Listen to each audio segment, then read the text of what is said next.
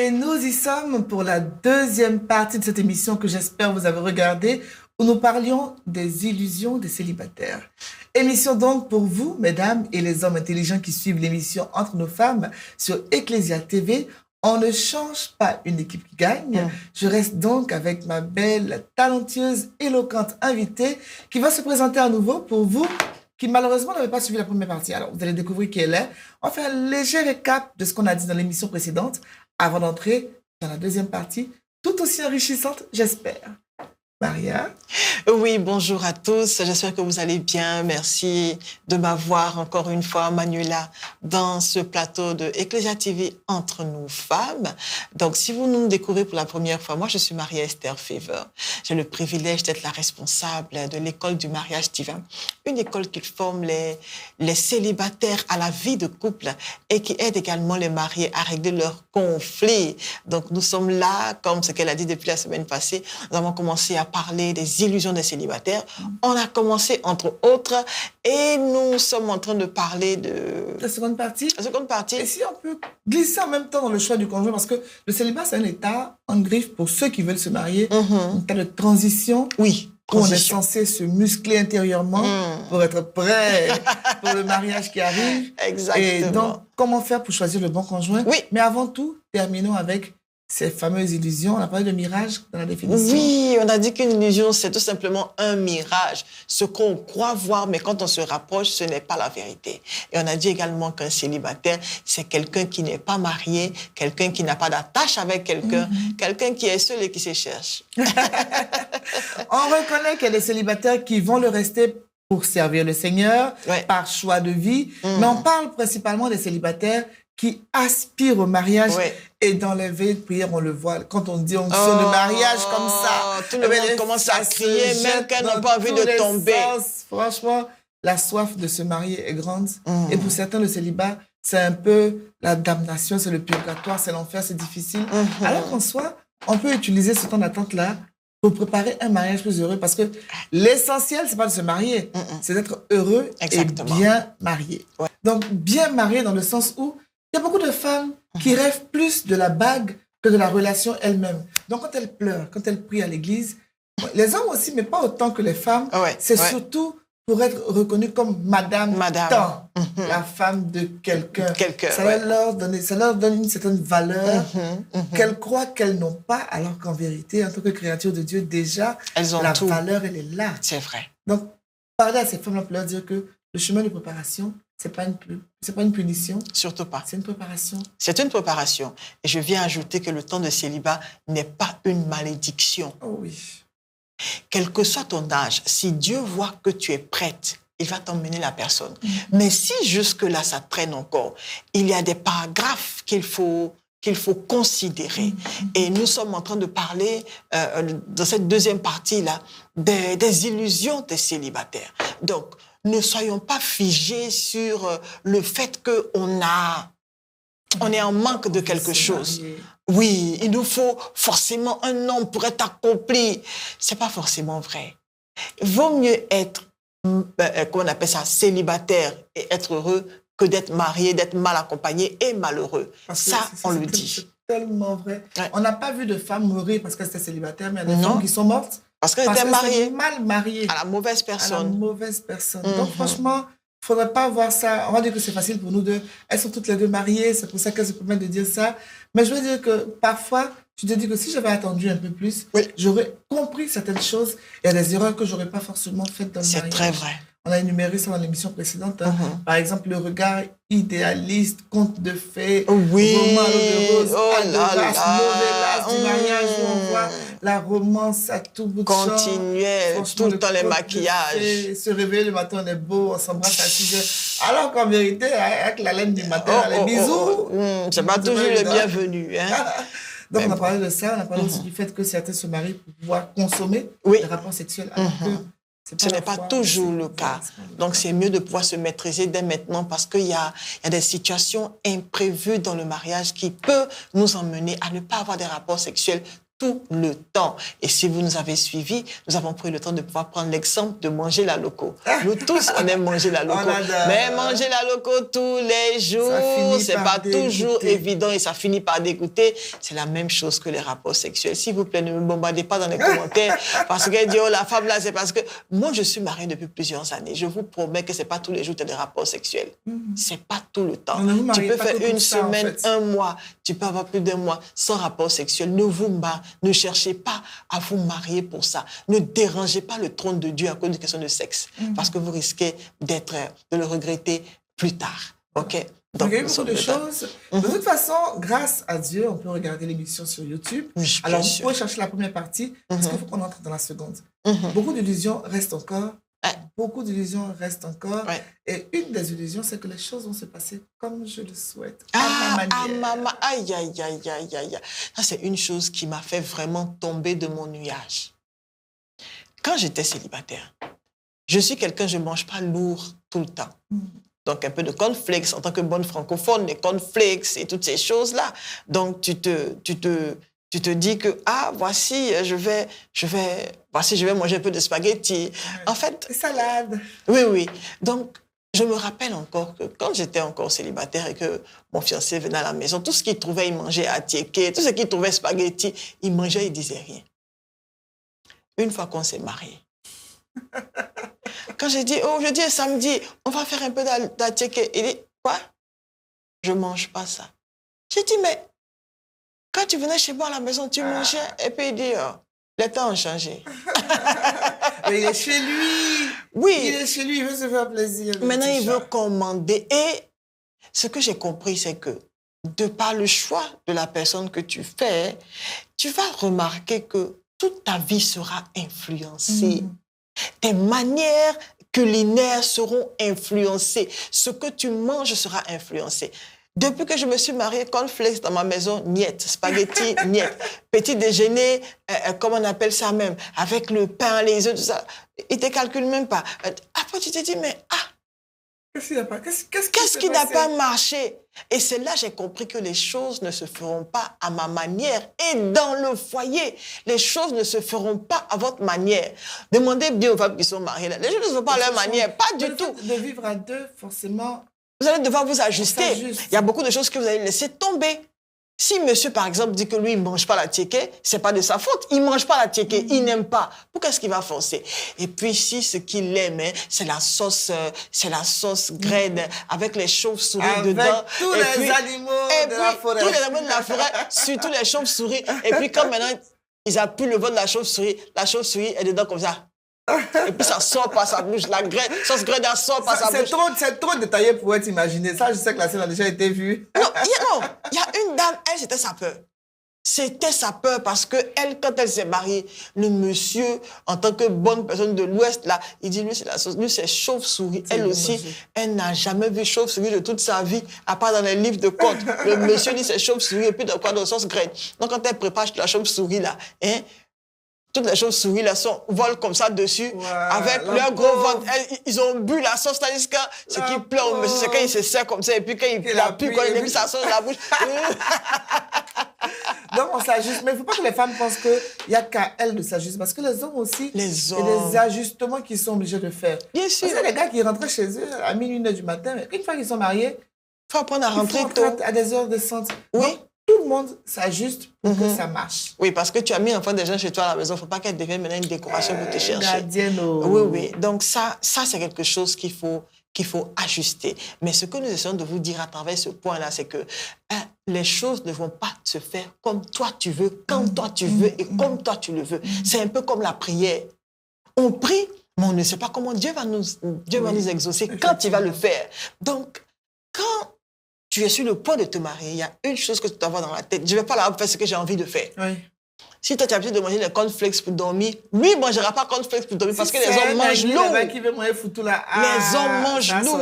Je me rappelle quand je me suis mariée, ma belle-mère, à chaque fois, tous les dimanches, elle appelait mon mari, viens manger foutu. À chaque fois, viens manger foutu. Donc après le culte, comme ça, il se lève, il est parti. Il dit, elle a même mot. Elle sait pas que moi. Elle sait pas que moi aussi, ma mère m'a appris à piler le foutu, heureusement. Je n'ai rien dit. Peut-être 1 mois, bien 2 mois de mariage. Je suis partie au marché. J'ai acheté le mortier. J'ai acheté le pilon. Un samedi, j'étais là. J'ai bien pilé le foutu. Il passe, il repasse. Il passe, il repasse. Je dis, mais qu'est-ce qui se passe ici? Quand j'ai fini de piler le foutu, il dit, chérie, viens manger. Elle a sauce graine. Il fait ça. Il appelle sa maman. Maman, elle a pilé le foutu aujourd'hui. Et puis il dit, elle a pilé le foutu. Comment ça? De nos jours, tout le monde fait nid foufou. Tu vois, dans les foufous, les bons foutous là. Avec les machines et tout ça. De nos jours, tout le monde fait ça. Pourquoi elle pile le foutu? J'ai bien pilé le foutu. Et donc, c'est même de coutume, tous les lundis et tous les samedis, c'est le foutu. Parce que c'est les 2 jours où on est vraiment à la maison. C'est le foutu. Et monsieur a arrêté de partir manger tous les jours chez sa maman. Cette affaire de foutu, là, c'est fini. Et puis quand il mange, je me dis, maman, ce qu'elle pile là, c'est plus doux que ce que toi tu fais là. Ça, c'est un crime de mamans qui vont s'évanouir si elles sont comme ça. Mais en vérité, on élève un garçon pour qu'il soit un homme accompli et heureux dans son foyer, pour qu'il parte, en fait. On quitte le père, on quitte la mère pour pouvoir s'attacher à sa femme et faire une seule chair. Donc, c'est pour toi, ce célibataire, que quand tu choisis ton conjoint, il faut choisir en fonction de ce que tu es. Pas seulement, je l'aime, il est beau, on appelle l'apparence. Il est grand, il a les épaules, muscles, il a les 6 packs, il a les plaquettes de chocolat. À ce que tu es, à ce qu'il est. Si c'est que tu n'es pas une pileuse de foutu, quand tu vois le gars comme ça, il faut dire... Tu sais que lui, il mange matin à 6 heures, c'est foutu. Il faut commencer déjà à réfléchir. Et ça, on revient sur le point de la sexualité qui empêche les gens d'analyser le caractère de l'autre. Et quand ça se passe bien là-bas seulement, ils se mettent en couple en même temps sans analyser les autres points. Et dans le mariage, ça crée des tensions. Je veux aussi dire qu'il ne faut pas qu'on se dise que l'autre va changer. C'est vrai, il aime manger le foutu, mais s'il voit que je n'aime pas piler le foutu, il va changer. Les gens ne changent presque jamais. C'est une réalité que j'ai découverte. Les gens ne changent jamais, pratiquement jamais. C'est moi qui vous dis. Ce que tu as vu là, en anglais, on dit c'est du seesaw. C'est-à-dire que tu as vu ce que tu vois là. Tu as vu, tu as vu ça avant. Tu as vu. Donc, oui, souvent, très souvent, on le voit dans les fiançailles, mais on ne veut pas. C'est comme si on était un peu anesthésié. On ne voit pas trop l'importance de ça. Mais la réalité, c'est que c'est du seesaw. Ce que tu as vu là, ce que tu as déjà vu avant. Ça, c'est le passé de si. Si, c'est voir. C'est souvent pour des raisons qu'ils avaient vues au départ. Mais qui ils se sont dit que minimisé. Non, ça va passer. Ça va passer. Donc, franchement, regarde le produit tel qu'il est maintenant, pas ce qu'il sera plus tard. Il ne faut pas avoir un projet dans le sens de il va changer, elle va... Non. Est-ce que tu es prêt à assumer la personne telle qu'elle est maintenant? Parce que les qualités, on les aime, mais les défauts. Est-ce que les défauts que tu vois, ça convient à tes 10, 15 prochaines années? Franchement, le célibat, c'est important pour analyser tout ça parce qu'il faut bien choisir. C'est juste. Bien choisir. Donc, un autre point sur lequel on peut rebondir encore. Avec le temps, on voit que notre conjoint, on se dit, comme Uliso, que notre conjoint sera comme une star de cinéma, ce qui n'est pas toujours le cas. Ici, pour aller dire star de cinéma, c'est parce que les gens n'ont pas leur vraie apparence en tant que star. Ils travaillent beaucoup d'aspects de leur vie pour paraître parfaits. En fait, c'est ça. D'autres vont dire, moi, je veux un homme qui fait 1m98. D'autres vont dire, moi, je veux la forme d'Arnold Schwarzenegger. D'autres vont dire, moi, je veux le ventre de ça, les lèvres d'Angelina Jolie. Tout ça, j'ai dit ça dedans. Donc, on prend le temps de pouvoir dire des choses qui n'existent pas. Et puis, quand on voit que la personne qu'on a dessinée dans notre tête, là, n'existe pratiquement pas, on est déçu. C'est une illusion. Oui. Il y a des gens qui ont des propositions, mais qui refusent parce que le conjoint ou la conjointe ne correspond pas à l'image. Son image qu'ils ont fait. Ne correspond pas. Donc, on va dire que le caractère est bon, la relation est bien, mais il est court. J'insiste sur ça parce que j'ai tout entendu des femmes dire il est bien, mais c'est sa taille là qui fait que... Si c'est Goumen que les grands garçons dans la maison ici, on n'a rien contre les grands garçons. Il y en a qui ont de très bons caractères, mais il ne faudrait pas que... Les coups soient disqualifiés à cause de cette taille là. Ma soeur, épouse-le. Et puis allons-y. OK, ne regarde pas sa taille. Épouse-le. Si le caractère est bon. Maintenant, si on a été tapé aussi, il faut fuir. Mais pour le moment, là, et s'il a tout ce que tu veux comme caractère et qu'il est petit détail, ne laisse pas sa taille te disqualifier parce qu'au lit, il n'y a pas de différence. Mais c'est vrai que, justement, faut rester avec quelqu'un qui nous plaît. Oui. Même s'il n'est pas parfaitement parfait, Parce qu'il y a des gens qui sortent de l'enfance avec des critères trop précis. Trop précis et ça les handicape. Voilà. Donc, il ne va pas changer. Les défauts que tu vois là, il les traîne depuis qu'il a 8 ans. Oui. Si sa maman n'a pas réussi à le rendre moins désordonné, c'est pas évident qu'avec la bague au doigt, d'un coup de baguette magique, il devient l'homme le plus ordonné, le plus pointilleux du monde. C'est Donc, juste. est-ce que tu es prêt à marcher avec un homme désordonné? Il y a des femmes qui peuvent assumer ça. Toi, tu sais que tu ne peux pas. Faut te chercher. Le célibat sert à analyser tout ça. Ce n'est pas la punition, c'est la préparation pour un mariage heureux.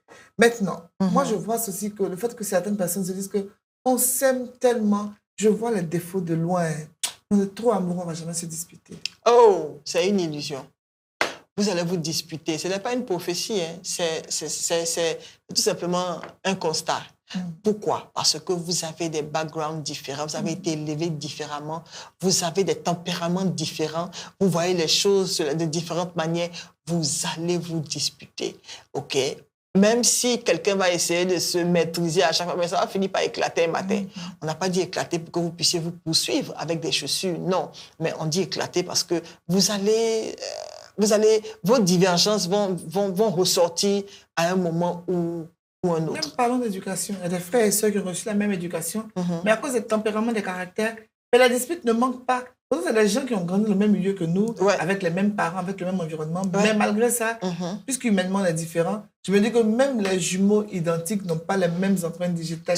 Dieu a créé chacun unique. On n'est pas la réplique de quelqu'un. Donc si on ne peut pas être parfaite en harmonie avec ses frères, c'est pas avec l'enfant de quelqu'un d'autre. Qui n'a rien à voir avec nous. Oui. Toi, tu es quitté à Gagnon, à vous croiser. Les pensées sont différentes, donc forcément... Complètement différents. Forcément, il y aura des accros. Donc, ne pensez pas aussi que quand vous voyez les mariages où ils sont fâchés, c'est qu'ils ne s'aiment pas. Non, parce qu'il y a des gens qui aiment bien ça. Ils aiment trop faire parler de cela. Est-ce qu'ils s'aiment même? Ils s'aiment, mais juste dans des points de vue différents. Et c'est parce qu'ils sont honnêtes. Parce que les couples s'en disputent, souvent, il y a un qui est hypocrite. Il y a un qui n'est pas content, mais qui ne dit rien. Et qui garde jusqu'à un matin, ça explose, et pour le mariage, je suis partie. C'est ce qu'il faut éviter. Il faut parler. Crever l'abcès. Il faut parler. La dispute, ce n'est pas un signe de manque d'amour. C'est un signe qu'on ne s'entend pas sur ce point-là. On va apprendre à échanger. Et dans le célibat, justement, on doit apprendre à donner son point de vue sans être blessant. Sans rabaisser l'autre. Parce que, et puis faire la différence entre le reproche qu'on me fait et la personne que je suis. Tu m'as fait mal, c'est pas que toi tu es mauvais. C'est ce que tu as fait là qui est mauvais en fait. Donc il faut distinguer l'action de la personne elle-même. C'est très important. On doit l'apprendre.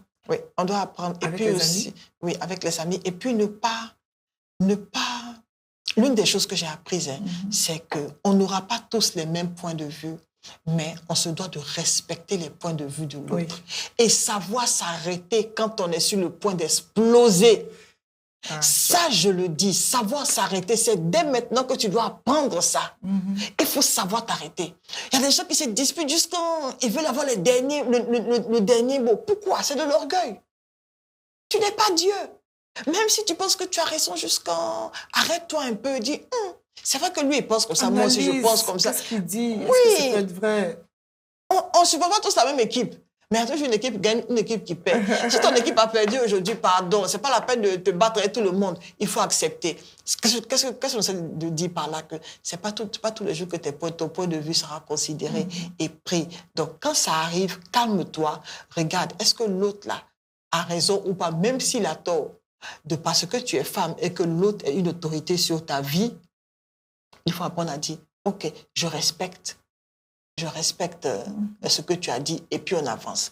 Pour rire un peu, il y a une petite histoire assez vraie où il y avait une petite souris qui passait dans la maison à chaque fois. Maintenant, monsieur et madame, ils étaient à table ce jour-là. Et puis, madame a vu la souris passer, ploum, et puis elle a dit, la souris noire là est passée encore. Et puis le mari a dit, c'est quelle souris noire? La souris grise qui passe ici là. Tous les jours, elle est noire quand. La femme dit, c'est quelle souris grise? La souris noire qui passe, je te parle là, c'est quelle affaire de souris grise encore? Dans souris grise, souris noire là. Jusqu'à ils ont convoqué la famille. Ouh là là! Non, c'est sérieux. Des fois, ça commence avec des choses tellement banales. Regarde, c'est devenu maintenant une affaire de famille. Le monsieur qui dit non, elle ne respecte pas. À chaque fois, c'est comme ça. Mais toi, la femme, tu vois que cette affaire de souris grise, souris en train de te coûter la vie. Mais arrête-toi et puis tais-toi. Jusqu'en... C'est parti au divorce qu'elles ont divorcé après cette histoire de souris grise. Personne ne voulait dire que la souris était grise, mais la souris était noire. Est-ce que ça en vaut la Est-ce que ça impacte réellement Ça change quoi votre vie? Ça change quoi? La souris a gagné. Elle aura la maison elle seule. Il te dit que la souris soit griseau, que la souris soit noire. Ça là, regarde, moi l'astuce que j'ai trouvée, hein, quand je vois qu'il y a une dispute qui est sur le point d'éclater comme ça, moi je pense à pourrir. Oh, la souris orange, blanc, vert, est passée là. Et puis c'est pas fini. Oui, c'est fini. Regardez, souvent, hein, c'est bon de pouvoir avoir un cœur d'enfant quand on est marié. C'est bon. Je vous dis que c'est bon. De dramatiser. Oui, dramatiser. Regarde, joue, plaisante avec ça. Et puis avance. Hein? Moi, quand mon mari fait quelque chose qui ne me plaît pas comme ça, là, j'ai mes barrettes qu'on me pincer les cheveux, les gars, ma bouche comme ça, et puis je suis là. Ah bon? Tu parles pas? Il y a vraiment ma bouche. Je ne continue plus la discussion. Parce que c'est deux personnes qui se discutent, en fait. Ça va nous emmener où? Et je vous promets que si vous apprenez à pouvoir pratiquer ces petites choses que nous sommes en train de dire là, dans le célibat déjà, respecter que l'autre, hein, son point de vue sera toujours différent, mais je dois respecter mes limites et laisser l'autre aussi s'exprimer. Ça sauve. Avoir la paix ou avoir raison, il faut choisir. Il faut choisir la paix. Et souvent, la paix, c'est tellement mieux. C'est mieux. Parce qu'avoir raison, c'est surfait. C'est surfait. C'est très Et c'est vrai qu'on demande souvent aux femmes de s'abaisser parce qu'elles ont cette tendance naturelle à être plus douce. Mais moi, je respecte tellement les hommes qui savent dépasser leur orgueil masculin pour se dire que bon, les femmes sont émotives. C'est à moi de maîtriser le game. Quoi. Oui, c'est tout. Ils n'entendent pas la dispute là où ça doit partir. Ils ne voient pas tout comme un crime de lèse-majesté, comme quelque chose qui est une atteinte à sa dignité. Parce qu'il sait que sa dignité dépend de lui, en fait.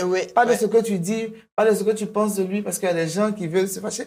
Elle a crié sur moi. Ils sont prêts à en découdre avec. C'est humain.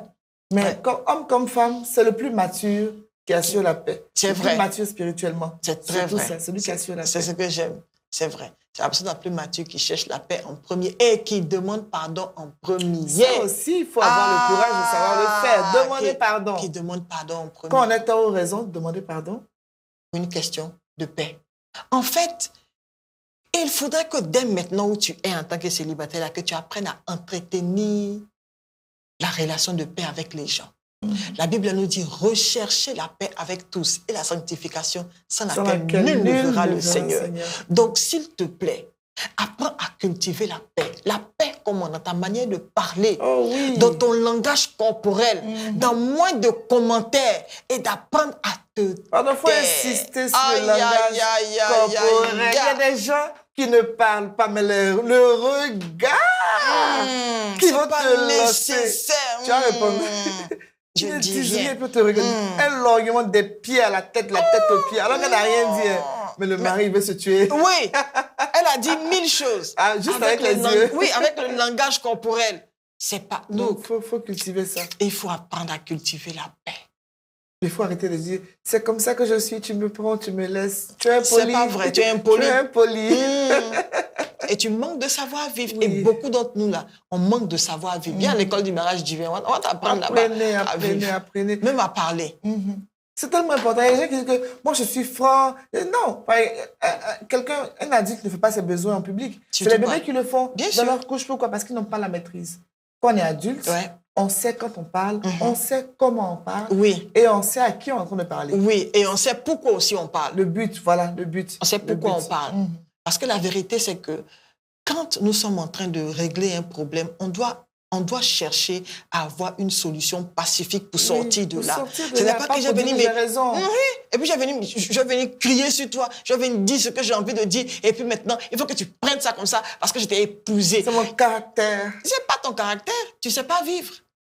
Je suis désolée de te dire... mais il y a trop de choses à apprendre avant de se marier, les célibataires. Là, franchement, ne gaspillez pas le temps. Oui, en train de pleurer seulement pour dire je brûle. Préparez-vous. Cette phrase-là. Faut laisser cette affaire-là. Faut laisser même, faut te préparer. Mettez l'eau dessus. Oui, verse que le Saint-Esprit éteigne le feu là. Tranquille. Préparez-vous parce que les mariages ne tiennent plus puisque les célibataires ne se préparent pas. Vraiment, ils ne se préparent pas. Et ils sont pressés à porter la bague sans avoir préparé le doigt à recevoir cette bague-là. Parce que ça sert. Ça sert. Donc, franchement, j'espère que ce message-là va entrer dans l'oreille de quelqu'un aujourd'hui. Amen, c'est ma et prière. que franchement, ça va impacter de façon particulière. Dites-nous un peu dans les commentaires qu'est-ce que vous pensez de ce que nous sommes en train de sur la diffusion des réseaux, qui puissent parler pour aborder leurs avis et dire ce qu'ils en pensent, parce que tout le monde a une histoire de ce genre-là. Ah oui.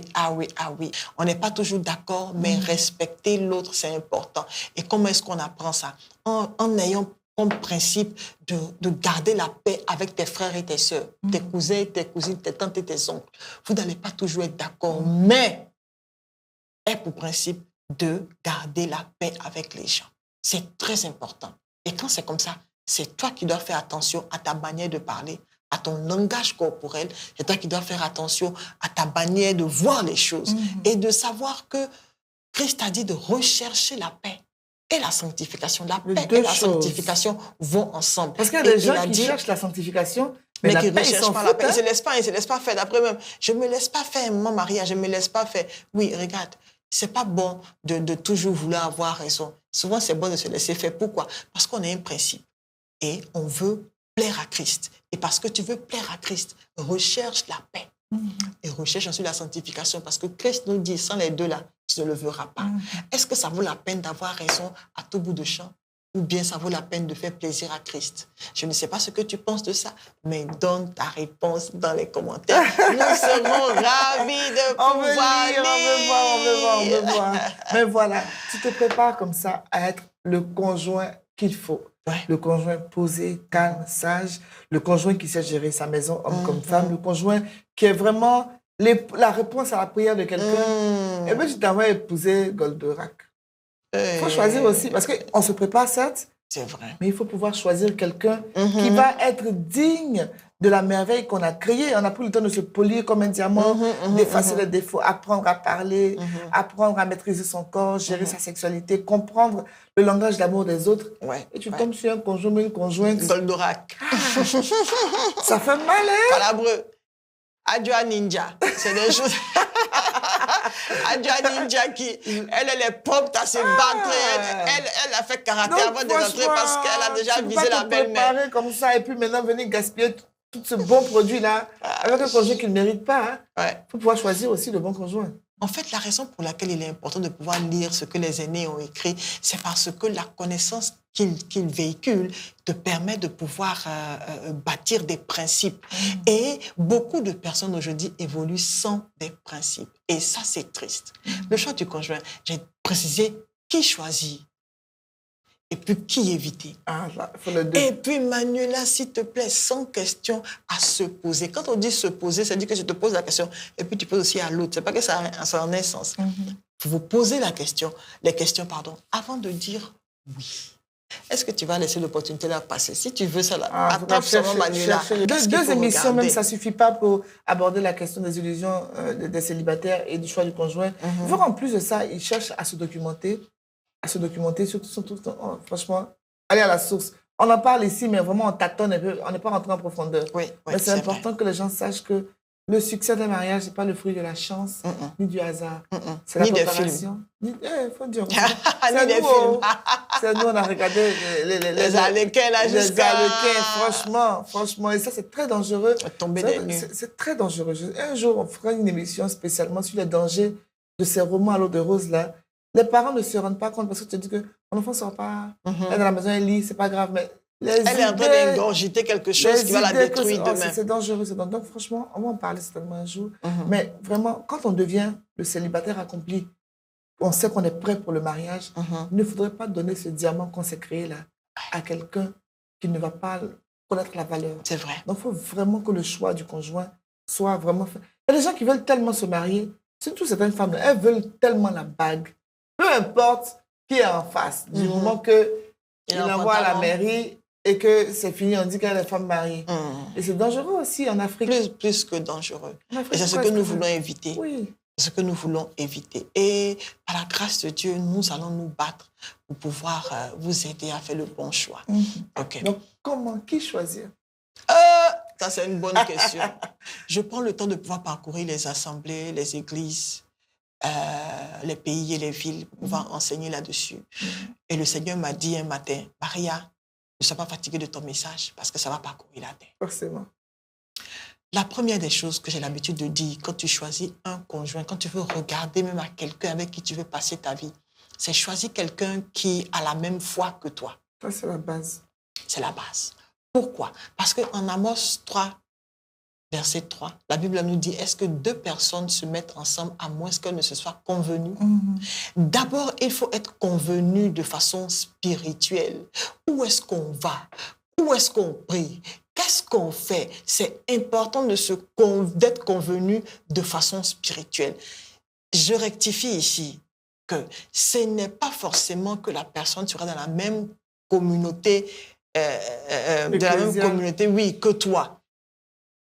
Mais est-ce que vous croyez, vous deux, que le seul chemin pour aller au ciel, c'est Jésus? Selon Actes chapitre 4, verset 12. Car il n'y a de salut en aucun autre nom par lequel nous devons être sauvés. Amen. Donc, si ça là, et ce n'est pas la base, et que toi, tu vas prendre quelqu'un d'une autre religion, ça va te fatiguer. Mais il y a des couples mixtes qui réussissent. Hein. Mais on va dire aux célibataires, pour éviter les problèmes. Si tu es déjà marié avec un musulman, un commis, on n'a pas dit de chasser ton mari. On n'a pas dit ça. Mais je veux dire que pendant que tu es en train de choisir, là, il faut que, comme tu as dit, des barrières de protection. L'idéal, c'est de prendre quelqu'un qui partage la même foi. Même foi que toi. À cause aussi des enfants. Oui. Et puis la foi fait partie de nous. Parce qu'on parle à Dieu tous les jours. Et notre manière de prier, de nous tenir notre foi, nous donne un certain niveau de vie, une certaine manière de vivre. Et si la personne n'a pas la même manière de vivre que toi, il y aura tout le temps des clashs. La blague, excuse-moi de t'interrompre. Un jeune chrétien qui est amoureux d'une musulmane, elle insiste pour qu'il se convertisse. Il s'est converti, ils se sont mariés, maintenant il veut prendre 4 femmes. Elle dit non, je dis quoi? Tu m'as converti, hein? L'islam dit que j'ai droit à 4 femmes. Donc, on va suivre ma nouvelle religion, 4 femmes. Il dit, voilà ça. Tu avais ton chrétien qui était là dans la paix. Il t'a blagué. Si tu veux pas. Il t'a blagué. Donc, franchement, c'est important. Et il y a aussi une situation où le monsieur, elle est partie le prendre dehors pour venir. Et puis, comme nous, on aime bien faire, là, on prend les gens du dehors et puis on dit qu'il vient à l'église, il vient devant, donne ta vie à Jésus, il est venu devant donner sa vie à Christ. Le monsieur là s'est foutu de tout le monde. Il a simulé. Et je te promets que quand ils se sont mariés, le même jour qu'ils sont dans la chambre d'hôtel, le premier jour, le monsieur lui a dit, regarde, à partir d'aujourd'hui, tes pieds dans l'église, je ne veux plus voir vos bêtises de parler en langue et de prière. C'est pas dans ma maison ici. À partir d'aujourd'hui, je ne veux plus jamais te voir là-bas. Histoire réelle. Un porc reste un porc. C'est parce que tu l'as lavé, tu as mis la cravate, tu as porté les lunettes qu'il a changé. Dès que tu le laisses seulement être il court, il va encore se mettre dans la boue. Et c'est comme ça qu'un porc est. Ne soulève pas un porc pour le changer en agneau. Mais il y a aussi, malheureusement, des gens qui sont dans nos assemblées qui donnent l'illusion d'être des croyants, mais qui ont le caractère aussi. C'est pour ça qu'il ne faut pas se précipiter dans les relations. C'est justement ça. Il faut se côtoyer en ami. Parce que quelqu'un peut faire semblant un mois, mais vous côtoyez pendant 6 mois. Normalement, tu vas percevoir. Bien sûr, même pas 6 mois, plus d'1 mois. Et tu sais ce que Dieu a mis dans mon cœur à l'école du mariage. En début d'année, il m'a dit, écoute Maria, nous ne formons pas seulement les gens à la préparation du mariage, mais il y a un type de personne qui a besoin de se mettre en couple, mais ils ne savent pas à cause, par exemple, de leur âge, de leurs différentes préoccupations, activités. Donc, permets une rencontre. Permets des rencontres où des gens vont se rencontrer dans un certain âge. Donc, c'est comme ça qu'on crée souvent les cocktails des célibataires. On trouve différents noms pour que les gens d'un certain âge puissent venir et se croiser. On a fait un la semaine passée, c'était fantastique. Magnifique. Les gens sont venus d'un certain âge. D'autres étaient divorcés, d'autres étaient... Il y avait différents cas, mais c'est là j'ai vu que la demande est énorme. Donc, à l'école du mariage, ce qu'on fait, c'est que... Oui, se sentent seuls. On comprend que ce n'est pas forcément dans ton église que ton mari, mais ta femme va venir.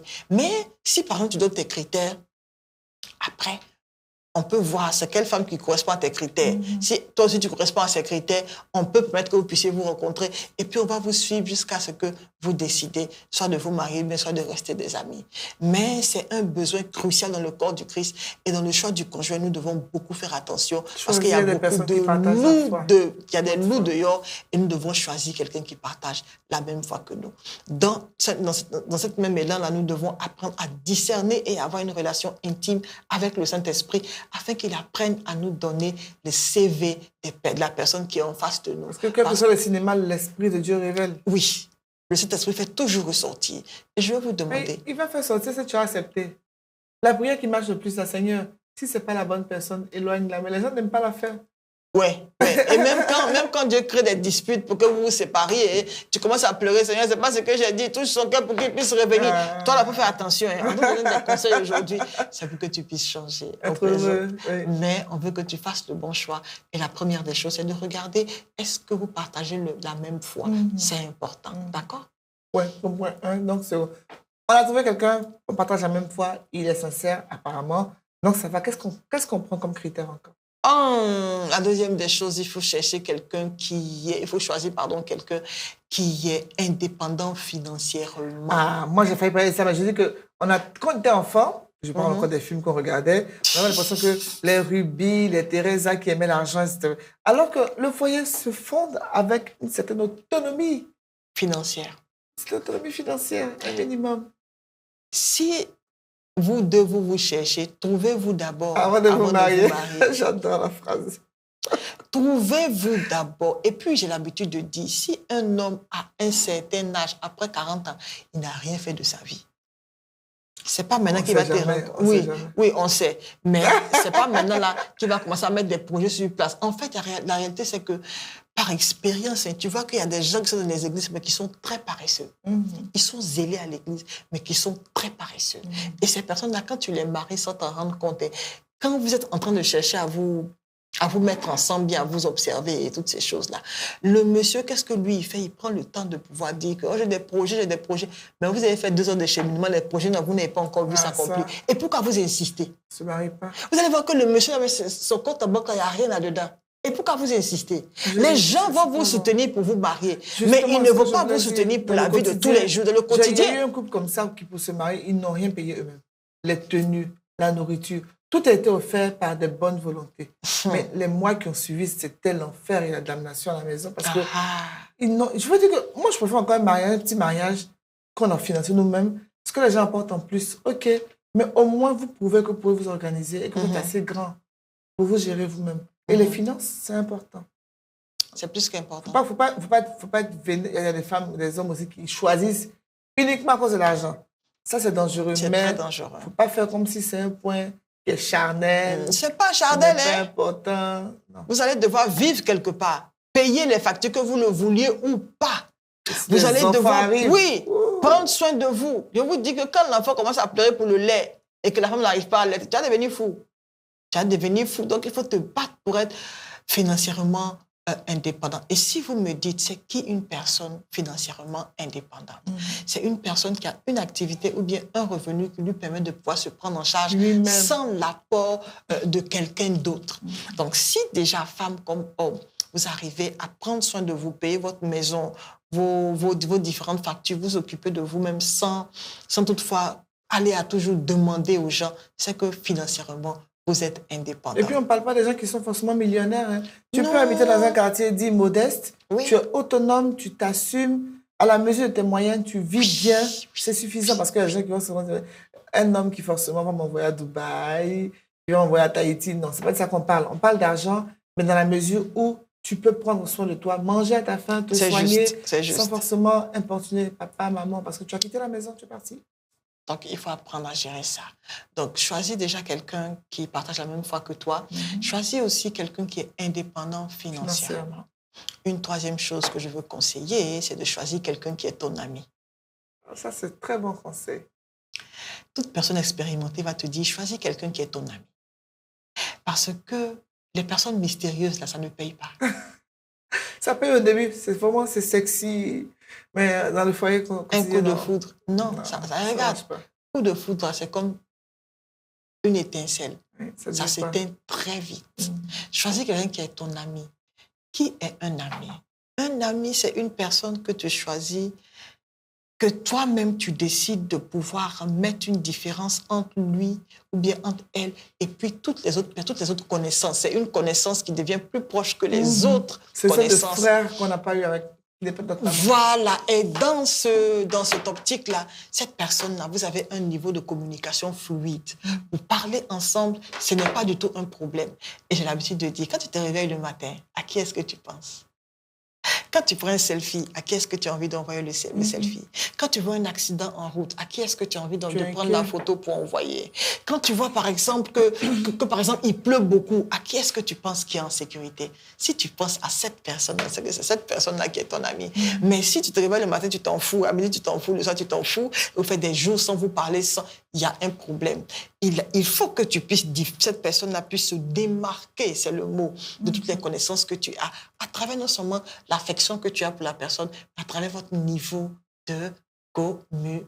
Et la qualité du temps qu'on passe ensemble. C'est vrai. C'est agréable à la maison. Oui. Regardez un peu dans la parabole, quand Jésus a dit que y a quelqu'un qui est parti, il a reçu un visiteur, et puis il est parti importuner son ami. Il a tapé à la porte tard dans la nuit. Il ne s'est même pas gêné. Il avait confiance. Oui, parce qu'il s'est dit que c'est son ami qui arrivait à un certain moment, même si je le dérange. Et l'ami là aussi qu'on a tapé, il dit, c'est qui? C'est moi, c'est mon Mathias. Oui, Mathias, tu veux quoi? Mon cher, j'ai reçu quelqu'un que tu peux me donner un peu à manger pour le nourrir. Il dit, mais je donne mes enfants. Il dit, pardon. Tu vas le faire, tu vas finir par le faire.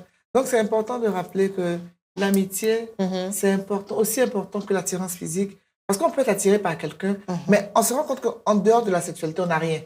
On ne joue pas ensemble, on ne rit pas ensemble, on ne passe pas de temps ensemble. Alors que dans le foyer, franchement, c'est pas tous les jours qu'on parle de factures d'éducation. Non. C'est le temps agréable, vous jouez ensemble. On peut se poursuivre dans la maison, on peut se chatouiller, de rigoler.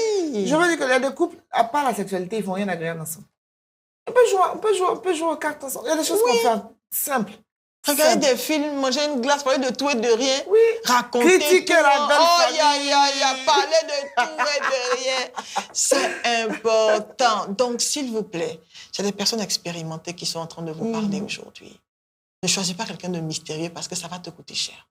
Dans les choses mystérieuses, il y a toujours quelque chose qui est caché, qui est beaucoup négatif. Donc, laisse cette personne-là venir et soyez des amis. Si vous n'êtes pas encore des amis, ne marchez pas ensemble. Cherchez à vous connaître et à être des amis. À vous rapprocher. C'est important. Apprenez à compter sur vous. C'est là que vous apprenez à compter l'un sur l'autre. C'est là que vous apprenez à écouter la voix de la personne et à laisser cette personne-là avoir un mot dans votre vie. Moi, quand je me suis mariée, je n'étais pas amie à mon mari, mais ça m'a coûté cher. Et ça, je lui dis. Ça m'a coûté cher parce qu'on n'était pas des amis. Pas du tout. Lui, il ne parle pas. Moi, je suis toujours occupée. Et ça nous a rattrapés dans le foyer. Voici pourquoi je dis, quand tu te maries, choisis quelqu'un qui est ton ami, quelqu'un avec qui vous vous entendez. Si on te dit, tu veux parcourir le monde avec qui? Si tu ne dis pas avec cet ami-là, c'est que vous n'êtes pas encore des amis. Parce que le sexe, les sentiments, ça va partir. Mais votre amitié va rester. Ça va rester. Tu vois les images sur les réseaux de vieilles personnes bien âgées comme ça, qui se taquinent encore, qui se tiennent la main. Leur relation n'est plus liée à l'attirance physique. Surtout pas. Mais l'amitié a survécu à tout ce qui... Donc, vraiment, la base, c'est cette relation saine-là d'amitié où on veut le bien de l'autre. C'est vrai. Où on aime sa compagnie. C'est vrai. Et puis, où on est prêt à faire de gros efforts pour que lui soit épanoui. C'est très vrai. C'est magnifique, en fait. Oui, je suis d'accord avec ça. C'est un critère sur lequel il faut insister. C'est trop sous-côté. J'aime bien. Un autre critère? Un autre critère, mais je ne vous donne pas tout. Je qu'on paye le livre. Battez-vous. Elle aura des copies de livres, donc attrapez-la dans toi, Abidjan. Faites-moi signe. Donc, on va laisser les critères positifs parce qu'il ne reste que 8 minutes environ. Oui. Les négatifs, qu'il faut fuir? Il faut fuir, éviter, pas fuir. Éviter. Fuir n'est pas mieux. Fuir n'est pas mieux. Éviter la crêperie, il n'y a pas de fuir, éviter. Qui doit-on éviter? Le premier aspect, le type de personnes que nous devons éviter, c'est des personnes avec qui on ne peut pas converser. Il y a des personnes avec qui, quand vous parlez, c'est vrai que vous vous aimez, mais quand vous parlez jusqu'à la fin, il n'y a toujours pas l'arbre. C'est dangereux. Vous savez, il y a une chose que Dieu a regardée pour empêcher les hommes de pouvoir accomplir leur projet, c'est de confondre leur langage dans Genèse chapitre 11. Dieu a confus leur langage. La tour de Babel. Il a confus leur langage. Et puis, il y a des personnes que, de façon divine, Dieu a confondu leur langage. Il ne faut pas insister pour dire que si on couche ensemble, ça va s'arranger. Ça passe pas. Oui, il est beau, mais on ne communique pas. Non, ça passe pas. Les tablettes de chocolat, non, d'abord la communication. Ce n'est pas que vous êtes mauvais, mais peut-être que ce n'est pas le match qui va te faire du bien à toi. Et ne regarde pas ce que les gens vont dire, parce que tu n'as qu'une seule vie. Et quand tu es blessé, tu es vraiment blessé. Et je veux te dire, si tu n'arrives pas à converser correctement avec cette personne-là, n'insiste pas, laisse tomber.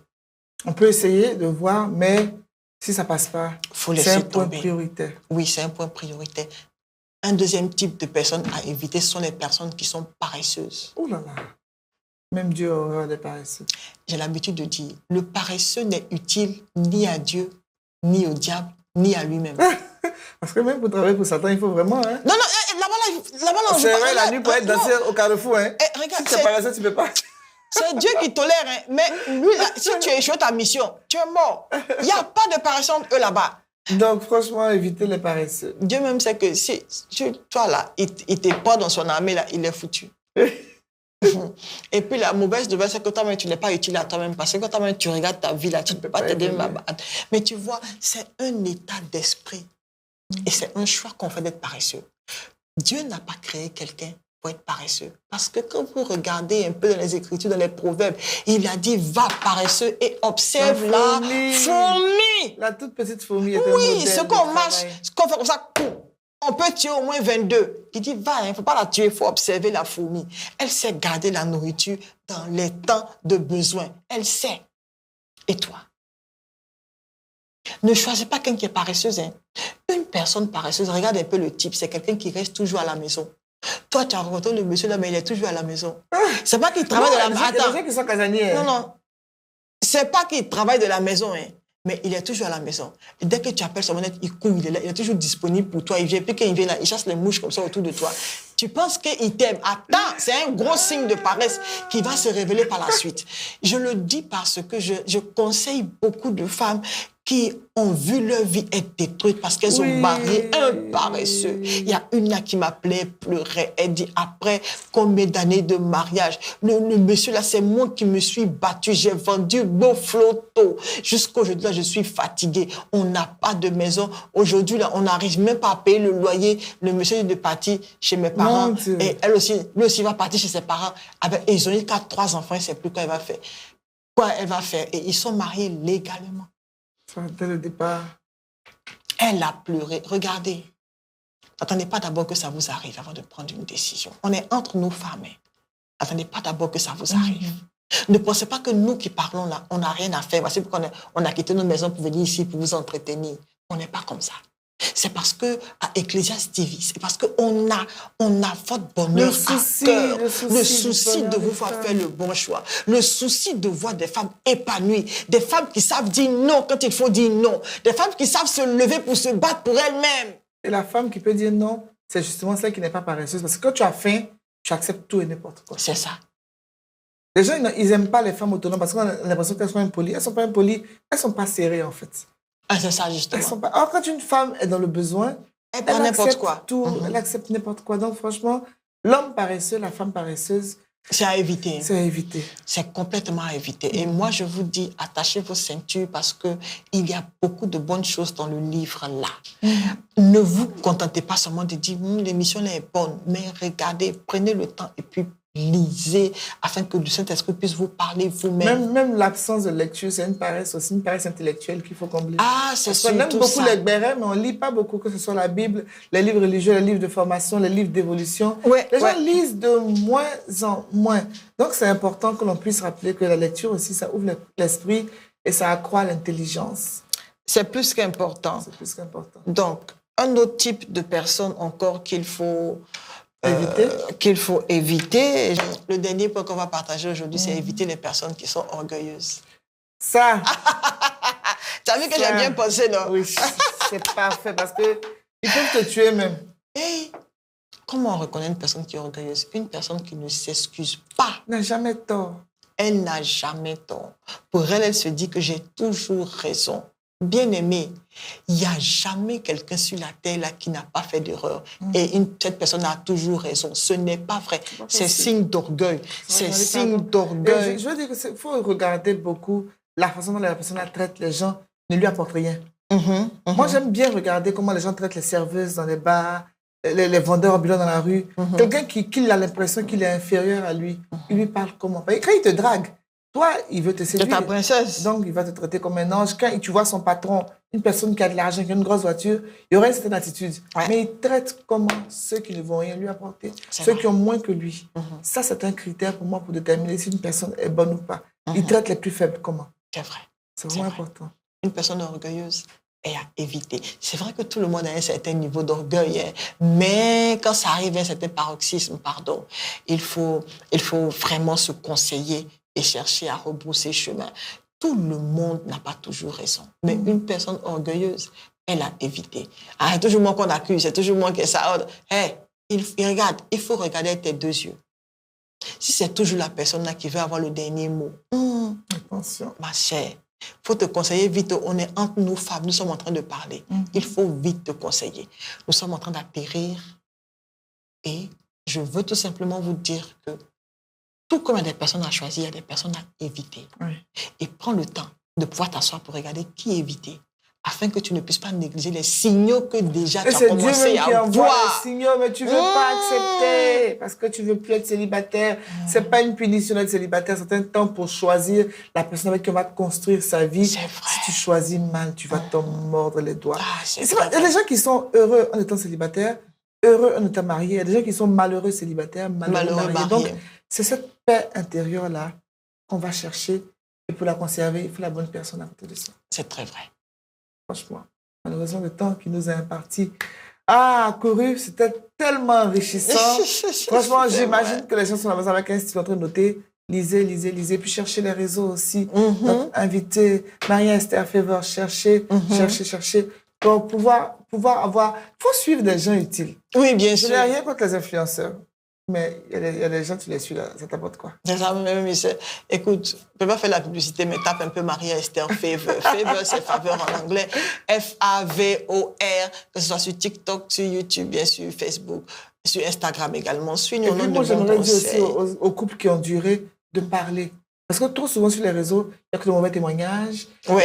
Parler, donner des exemples concrets. Ce n'est pas pour vous exposer, c'est pour faire du bien à la génération. Ouais. Tout le monde ne peut pas écrire des livres comme toi, mais au moins un témoignage. Que les gens sachent que les mariages heureux, ça existe. Ça existe. Simplement, on a pris la peine de bien les préparer.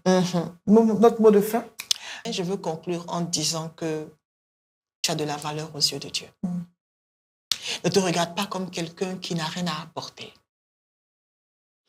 Tout comme tu pries pour avoir quelqu'un, c'est comme ça également quelqu'un prie pour t'avoir toi. Yes. Prépare-toi comme il se doit. Ce qui arrive pour te bâtir, ne fuis pas et ne cherche pas de raccourci. Il n'y a pas de raccourci à la maturité intellectuelle, émotionnelle et spirituelle.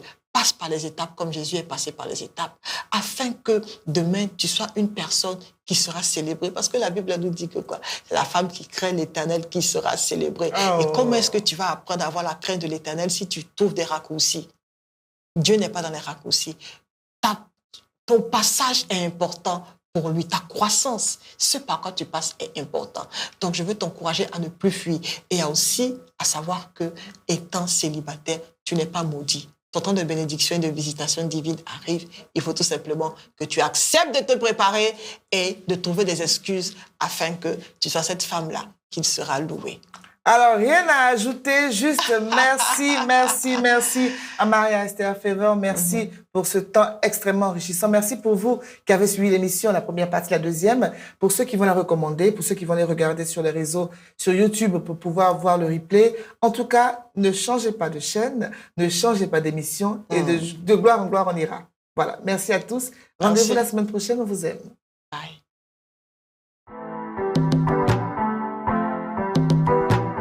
We are